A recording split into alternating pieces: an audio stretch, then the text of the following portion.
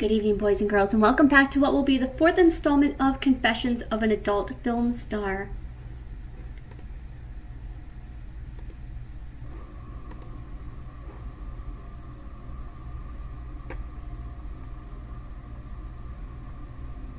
I started my career as an adult star at the age of 19.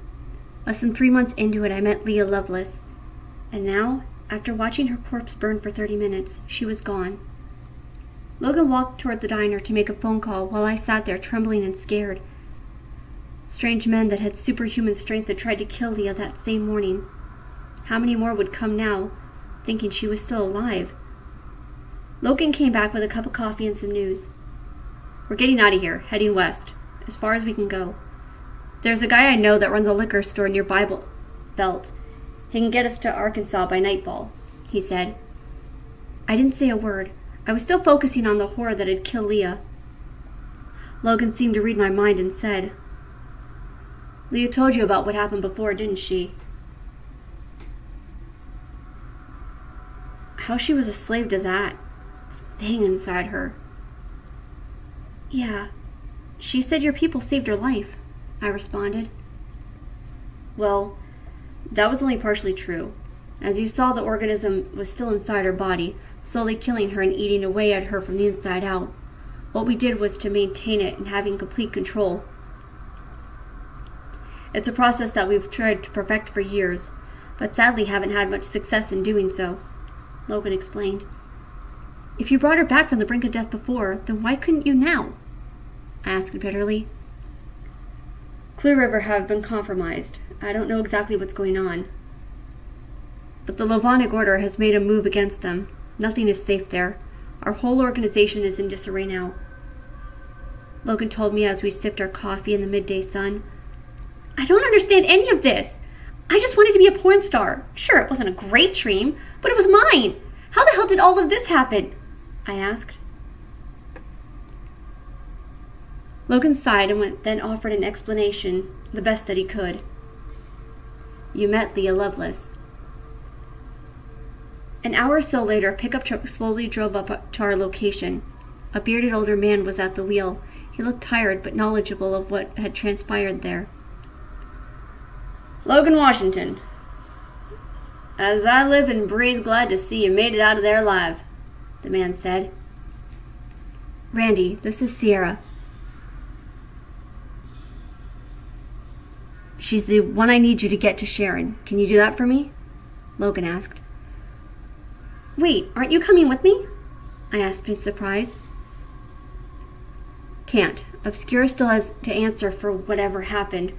You just need to run as fast as you can and stay low until I can contact you again," Logan told me. "He's right, darling. Don't worry. Uncle Randy will get you where you need to go," the older man said with a yellowish smile. "Keep your hands off her, Randy. I mean that," Logan growled. 15 minutes later, Logan was driving me away from LA, away from the life that I thought I understood. But now I seem to be back at square one. "So, what's your story, Missy?" he asked me. I didn't feel like it especially comfortable sharing my life with a bizarre hick, so I made one up. Truth be told, it sounded good. Down on my luck girl, turned into the adult industry to make ends meet, met a spot of trouble, nothing about the black goop, nor about Leah. I didn't feel it was right to tarnish her life just after she had been killed. Randy was listening and asking questions. He seemed to be much nicer than I expected him to be. "You worked as a star, huh? That must have been something," he said after I was finished with the fairy tale version of events. Still not a happy ending for me, but happier than I had been dealing with for the last few days. "It's your turn," I offered. "Me? Not much to tell. I'm a drifter. Worked for a few low lives in my day, too. Scary fellows with half a brain. Wasn't too long back I was running a gig straight into Clear River for me either. Boxes of that good old shit they've been wanting," Randy said. "You were a drug dealer?" I asked. "Technically still am. Got a better paying clients now. These cultists are something else," he said with a laugh. "Wait. What was the drug called that you bought to Clear River?" I asked. I was noticing the sun behind us. We weren't going west anymore. Called it innocence on the streets. You heard of it, Missy? Makes a completely different person, Randy said with a laugh. Then I saw something crawl out from under his shirt. Its claws sharp and long like a crab. Its body's covered in long purplish splotches. As I held my breath and scrambled for the door. Don't try it. Jump from this speed will kill you, Randy told me as the spider finished crawling over toward me. Its jaws were open, the same black goo dripping out of it, and its fangs at me shrieking in my ear. Just as it was about to eat me, Randy's phone buzzed and the spider seemed to pause. He flipped it open and talked to the strange dialect of someone as he sped through the downtown streets of L.A. It's your lucky day, girl. Apparently you're highly valued to my new boss, Randy said as he slammed on the brakes. The spider slowly crawled its way back towards his arm, and I watched the creature seamlessly mesh with his skin and crawled into his body.